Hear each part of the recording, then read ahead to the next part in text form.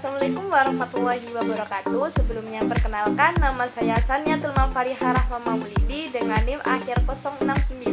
Jadi di sini saya akan menjelaskan atau mereview materi tentang fungsi dan tujuan dari ilmu pendidikan. Mau tahu lebih lanjut? Yuk simak materi berikut ini ya.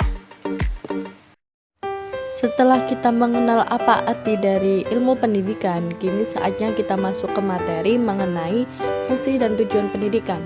Untuk fungsi pendidikan sendiri dibagi menjadi 3, yakni fungsi pendidikan di Indonesia, yang kedua fungsi pendidikan di dalam masyarakat, dan yang ketiga adalah fungsi pendidikan dan perubahan sosial.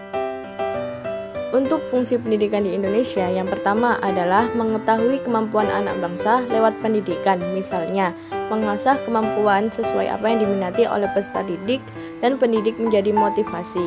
Lalu yang kedua adalah membentuk watak atau sikap yang sesuai dengan norma Pancasila, karena pada dasarnya pendidikan memang menekankan nilai-nilai tersebut.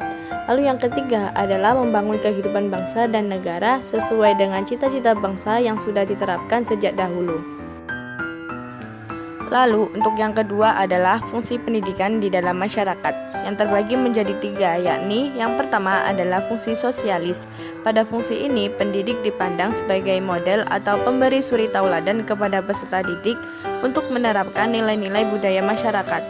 Lalu yang kedua adalah fungsi kontrol sosial, di mana individu dapat mengambil nilai sosial dan melakukan interaksi dalam kehidupan sehari-harinya. Dan yang ketiga adalah fungsi pelestarian budaya. Dalam fungsi ini, sekolah menjadi lembaga untuk mempertahankan nilai budaya masyarakat yang satu dengan masyarakat lainnya. Dan yang terakhir adalah fungsi pendidikan dan perubahan sosial. Yang pertama adalah meningkatkan kemampuan yang analis dan kritis, di mana peserta didik mampu berpikir secara tepat. Lalu yang kedua adalah memberi informasi dan pemahaman, sehingga peserta didik mampu membedakan mana yang benar dan mana yang salah. Dan yang ketiga adalah sebagai alat untuk mengukur kepedulian terhadap generasi bangsa, yang mana hal ini telah dinyatakan dalam Undang-Undang Nomor 20 Tahun 2003. Lalu untuk materi selanjutnya yakni tujuan pendidikan menurut para ahli. Yang pertama adalah Ki Hajar Dewantara yang menyatakan tujuan pendidikan terhubung dengan aspek humanisme.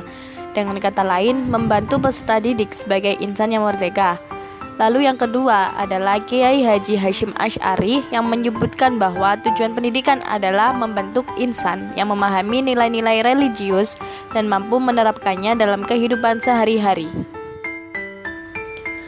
Lalu yang ketiga adalah Ibnu Khaldun yang menyatakan tujuan pendidikan adalah mengembangkan kecerdasan peserta didik sehingga mampu mendalami sebuah ilmu atau materi yang telah diajarkan.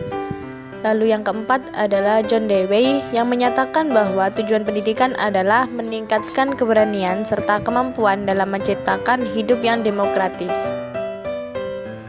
Lalu tokoh yang kelima adalah Langefield yang membagi tujuan pendidikan menjadi 6, yakni yang pertama adalah tujuan umum, adalah menghasilkan manusia yang kamil dan sempurna. Lalu yang kedua adalah tujuan khusus, yakni menciptakan individu yang mampu berpikir tepat.